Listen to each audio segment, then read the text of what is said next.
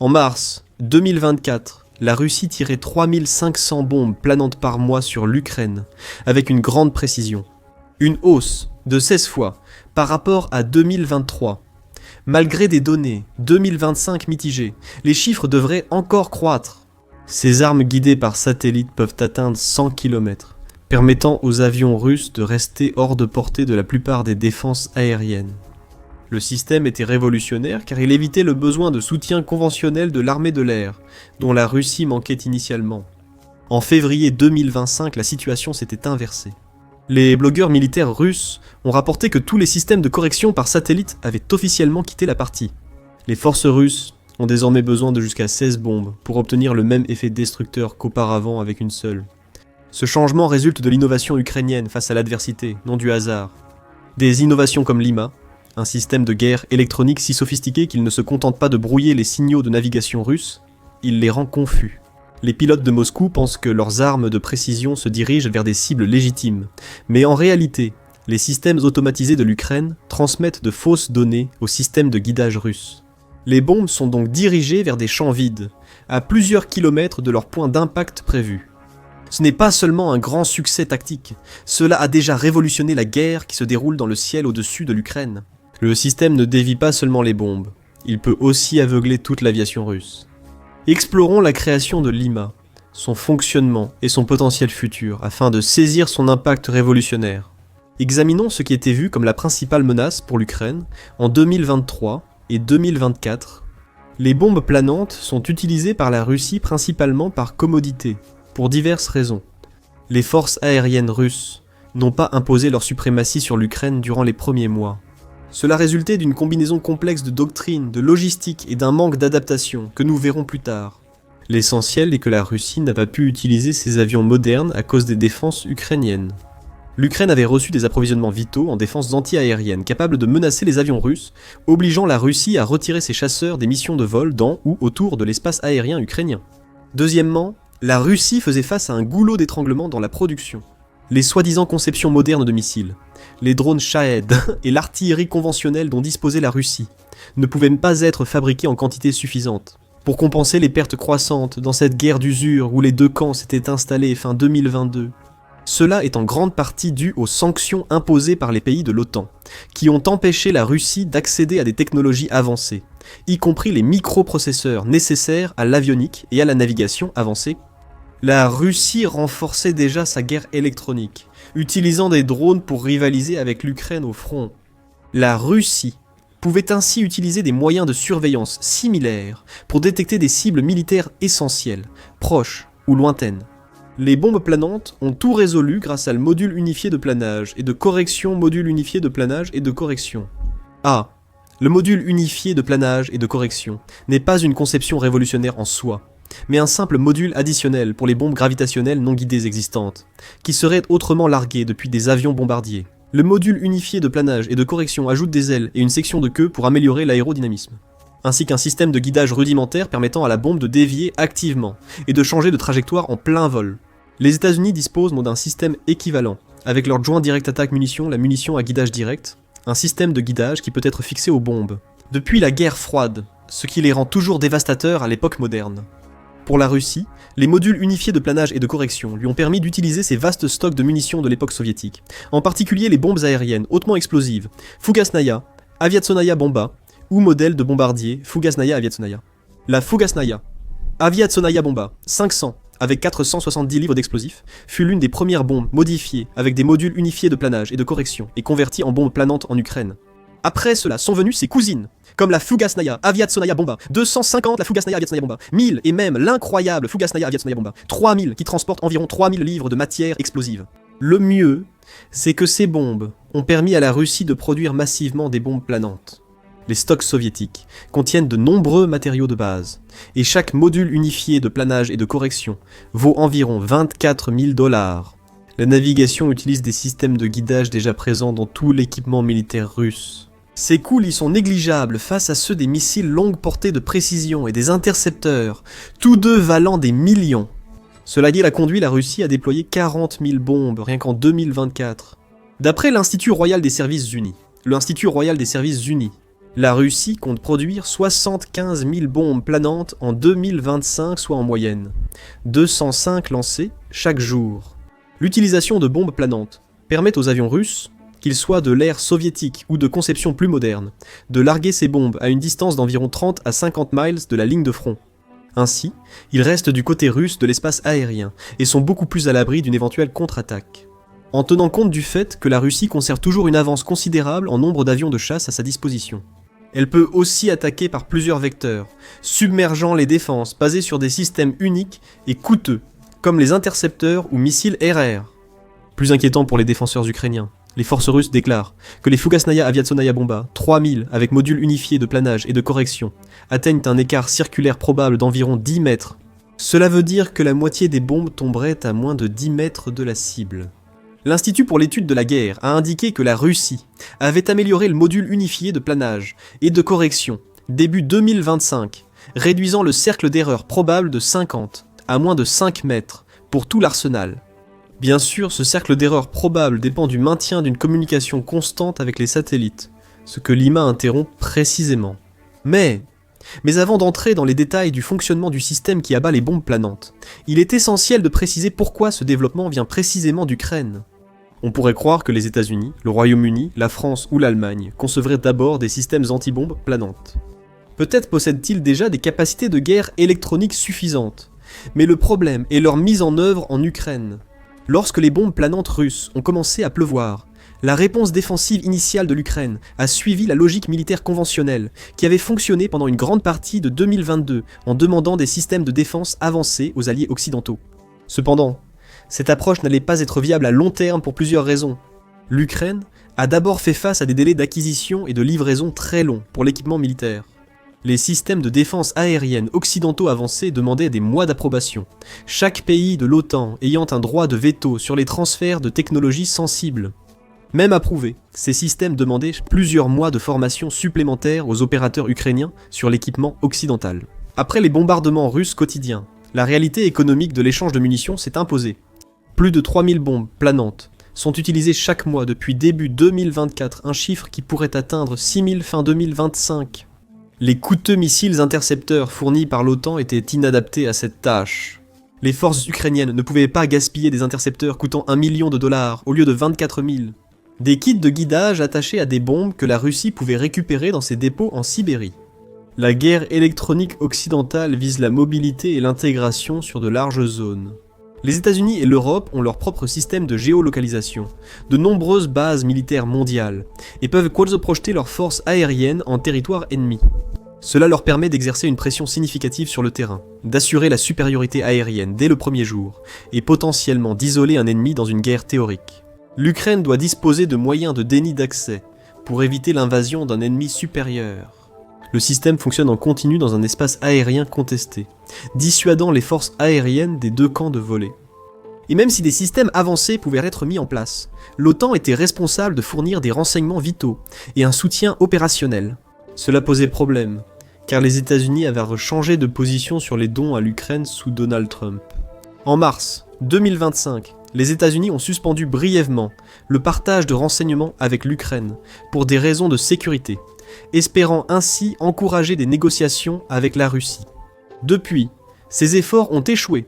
Les États-Unis ont réduit leur engagement envers l'Ukraine, repris le partage de renseignements et abandonné les négociations de paix.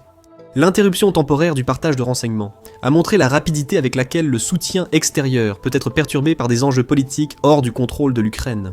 Et rien ne garantit qu'un tel événement ne se reproduise, surtout car Starlink reste un acteur clé pour les renseignements ukrainiens. Starlink appartient à Elon Musk, qui entretient déjà des liens problématiques avec les États-Unis, et dont la position pourrait changer si le soutien politique américain évoluait. Donc, l'Ukraine a été pratiquement forcée de développer un système à partir de zéro, en utilisant la production et la technologie nationale. Les ingénieurs ukrainiens ont lancé le développement du système de guerre électronique Lima en décembre 2022, alors que les attaques russes de bombes planantes étaient à leur apogée. Ce calendrier reflétait le besoin opérationnel le plus urgent de l'Ukraine, trouver un moyen de contrer les armes de précision qui détruisaient systématiquement les positions défensives. Le programme de développement a exploité les atouts uniques de l'Ukraine en guerre électronique contre la Russie. En effet, les ingénieurs ukrainiens, plus âgés et expérimentés, possédaient également une connaissance approfondie des systèmes de navigation russes, puisqu'ils avaient travaillé avec Globalnaya, Navigationaya, Sputnikovaya Sistema, le système mondial de navigation par satellite, qui avait été développé à l'époque où l'Ukraine faisait partie de l'Union soviétique. Les instituts de recherche de Kiev et Kharkiv étaient pionniers en informatique durant la guerre froide soviétique. Ils ont ainsi posé les bases d'une expertise technique qui continue d'influencer les capacités modernes de guerre électronique de l'Ukraine.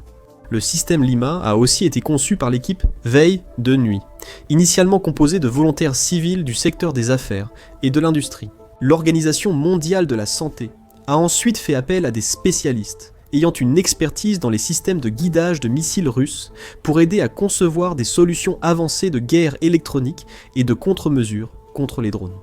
À la différence des programmes occidentaux souvent longs à déployer, les ingénieurs ukrainiens agissaient à la pression des bombardements quotidiens. Tout cela a pu entraîner des approches précipitées et des erreurs.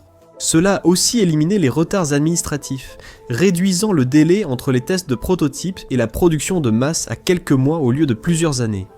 Les premiers prototypes utilisaient des méthodes de brouillage classiques, saturant les signaux de navigation russes de bruit électronique.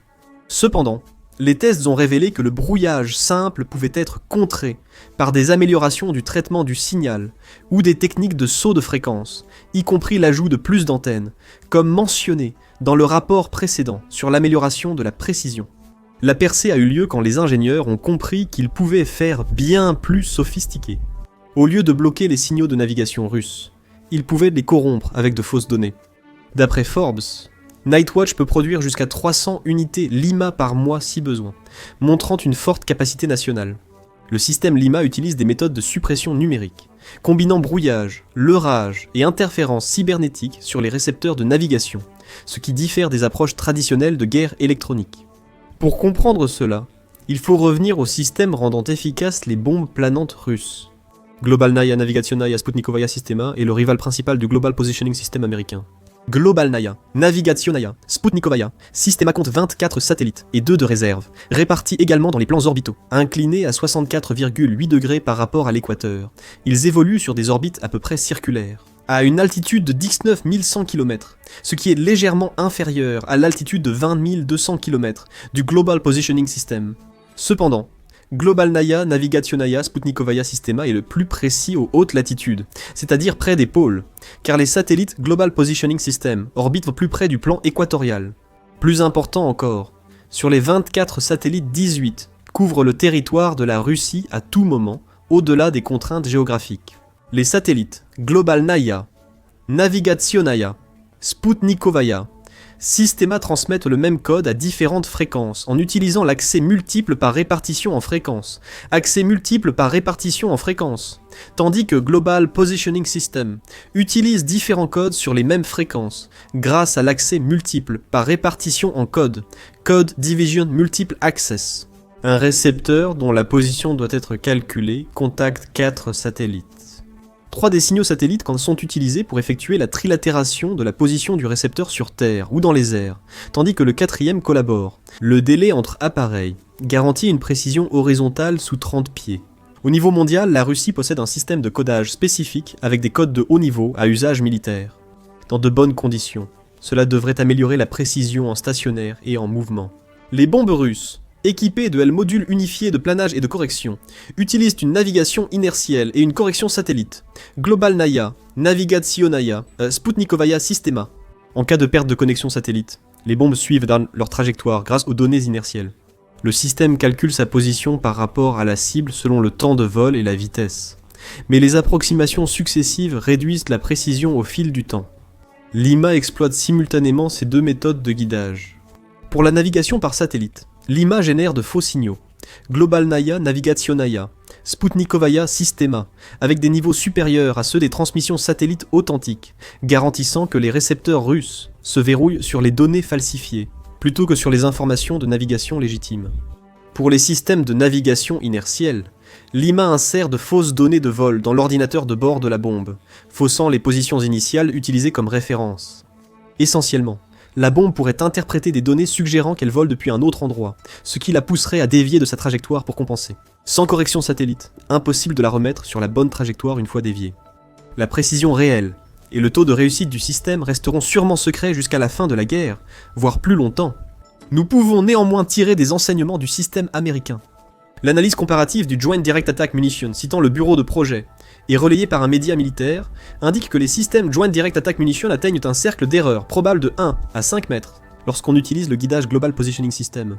Sans navigation satellite, la précision du Joint Direct Attack Munition chute fortement, avec une erreur d'environ 30 mètres après 100 secondes en guidage inertiel seul. Les systèmes russes, modules unifiés de planage et de correction, devraient subir des dégradations similaires, mais avec des performances moindres, car le Joint Direct Attack Munition est plus précis à son efficacité maximale. L'analyse suggère que le cercle d'erreur probable pourrait atteindre 45 voire 90 mètres après 100 secondes de vol. Avec l'obfuscation électronique de l'IMA, la précision chute exponentiellement. Plus les bombes Kronstadt restent en temps de la zone de transmission de l'IMA, plus les erreurs de navigation s'accumulent. Si les bombes sont larguées à des vitesses subsoniques inférieures à la vitesse du son, elles devront probablement parcourir une distance pendant plus de 100 secondes. Un simple calcul pour un objet volant qui plane à la vitesse du son montre qu'il lui faudrait environ 204 secondes pour parcourir une distance de 45 miles. Expliquer la physique des bombes planantes demanderait une autre vidéo. En résumé, la résistance de l'air limite la vitesse d'un vol passif, sans propulsion. L'efficacité de l'IMA est devenue évidente lorsque la précision des bombardements russes a chuté, en particulier autour des centres régionaux comme Kharkiv et Zaporizhia. Les forces russes ont abandonné les tactiques visant ces zones. L'observateur militaire israélien Igal Levin a estimé que les innovations ont fait des technologies de guerre électronique ukrainiennes les plus avancées. Le brouilleur Lima représentant l'un des succès récents. Pour tromper les guidages russes, les preuves les plus claires viennent souvent, involontairement, de sources russes. La chaîne Telegram pro-russe, Fighter Bomber, tenue par un ex-pilote militaire russe, admet que l'âge d'or du divin module unifié de planage et de correction a été bref. La guerre électronique ukrainienne est désormais si efficace qu'elle couvre toutes les cibles importantes contre les bombes planantes russes par des systèmes de défense. La Russie a tenté des contre-mesures, avec peu de succès. Les forces russes utilisent des antennes anti-brouillage Cometa M, produites localement dans les kits modules unifiés de planage et de correction, initialement équipés d'antennes à 4 éléments, puis améliorées à 6, 8, puis finalement à 16, voire 24 récepteurs. Cependant, augmenter le nombre d'éléments n'a pas suffi à maintenir l'efficacité de le module unifié de planage et de correction à un niveau satisfaisant. Peut-être que la preuve la plus accablante de l'efficacité de l'IMA vient du fait que la Russie a été contrainte d'essayer de s'adapter à ses échecs, plutôt que de miser sur son avantage numérique. Plusieurs rapports signalaient déjà des aéronefs russes dotés de Global Positioning System commerciaux, fixés aux instruments par des montages improvisés. C'est un signe clair que les systèmes Globalnaya, Navigationaya, Sputnikovaya Systema sont devenus peu fiables en Ukraine. Pire, les rapports de 2022 montrent que la Russie devait déjà recalibrer ses systèmes défaillants avant la finalisation de l'IMA. Globalnaya, Navigationaya, Sputnikovaya, Systema étant inefficaces à la base, les bombes planantes sont sans doute encore plus désavantagées en cas de brouillage actif que ne l'indiquent les analyses.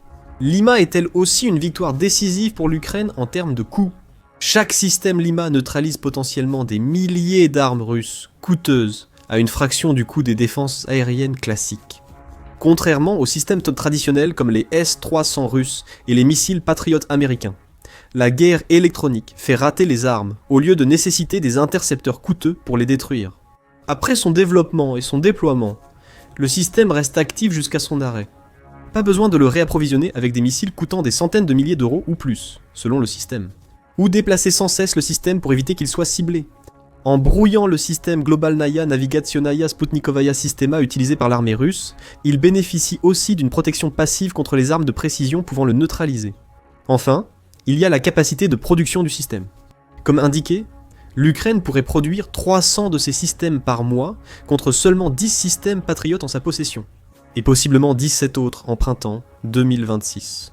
Cela représente seulement 27 systèmes, pour couvrir au moins 1300 km de front actif et tous les axes d'attaque possibles de la Russie, sans oublier les incursions ukrainiennes en Russie. La faible charge économique et industrielle du système Lima permettrait à l'Ukraine de couvrir davantage la ligne de front avec ce système plutôt qu'avec des systèmes d'interception traditionnels. Si l'OTAN reçoit les spécifications du système, les pays occidentaux pourront améliorer ces chiffres grâce à leur production. Ce n'est pas impossible, car l'Ukraine et l'OTAN ont déjà créé en Pologne le centre conjoint d'analyse, de formation et d'éducation pour renforcer leur défense. Le succès de Lima face au système de navigation russe offre de nouvelles perspectives pour le développement des capacités de guerre électroniques. Ces principes de tromperie des signaux peuvent aussi s'appliquer aux armes de précision longue portée, comme les missiles de croisière et balistiques. La corruption des données de navigation en phase finale de vol peut fortement réduire la précision contre des cibles stratégiques majeures. Avec la guerre reposant sur des systèmes sans pilote, la guerre électronique capable de perturber navigation et communication des drones devient cruciale. L'approche de Lima semble déjà capable de détourner des essaims de drones de leur cible. Même l'artillerie moderne dépend de plus en plus du Global Positioning System pour ses tirs précis. Les systèmes de guerre électroniques perturbant la navigation de l'artillerie pourraient créer de grandes zones défensives contre les roquettes et l'artillerie de précision. Combiné au système traditionnel, la tromperie devient une redirection. Un système similaire à Lima, utilisé à plus grande échelle, pourrait rediriger un missile plus grand vers une zone protégée par des systèmes d'interception classiques, optimisant leur précision, leurs usages et leur couverture. Pour les planificateurs militaires du monde entier, le succès de Lima offre des leçons cruciales qui seront étudiées pendant des générations. À une époque où les systèmes d'armes dépendent fortement de la navigation par satellite, la capacité de corrompre ou de manipuler ces systèmes pourrait s'avérer plus précieuse que les capacités cinétiques traditionnelles. La réussite de l'Ukraine prouve que la supériorité technologique tient à l'adaptation et à l'utilisation de la technologie ennemie, pas au nombre de satellites ou de bombes. Merci d'avoir regardé. Pour en savoir plus sur la stratégie des bombes planantes en Ukraine, regardez cette vidéo. Pour suivre l'actualité géopolitique et militaire, abonnez-vous à The Military Show.